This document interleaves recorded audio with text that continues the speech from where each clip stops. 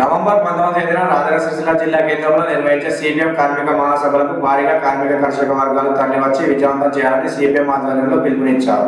బోయినపల్లి మండలం కొదురుపాక గ్రామంలో అమాలి కార్మికులతో కలిసి కరపత్రాన్ని ఆవిష్కరించారు. పార్టీ అగ్రనేతలు హాజరవుతున్న మహాసభలను పెద్ద ఎత్తున తరలివచ్చి విజయవంతం చేయాలని మండల సిపిఎం కార్యదర్శి గురజాల శ్రీధర్, అమాలి కార్మికులు అంజయ్య, సంపత్, ప్రవీణ్, మల్లేశం, నాగరాజు కోరారు.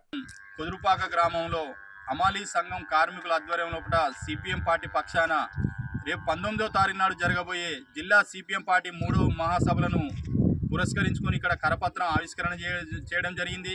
ఆ రోజు కార్మిక వర్గ పార్టీ ప్రతినిధి రాష్ట్ర సిపిఎం పార్టీ రథసారథి కామ్రేడ్ వీరభద్రం గారు, అలాగే సిపిఎం పార్టీ రాష్ట్ర కార్యదర్శి వర్గ సభ్యులు పాలడుగు భాస్కర్ గారు, అలాగే సిపిఎం పార్టీ రాష్ట్ర కమిటీ సభ్యులు తప్పెట్ల స్కైలబ్ గారు, ముగ్గురు అగ్రనాయకులు ఈ మహాసభలకు ఇచ్చేస్తున్నారు. కాబట్టి కార్మిక వర్గం పార్టీ కాబట్టి నిరంతరం కార్మికుల హక్కుల కోసం పోరాడే శ్రామిక పార్టీ ఏదైనా ఉన్నదంటే భారత కమ్యూనిస్టు పార్టీ అనే చెప్పుకోవాలి.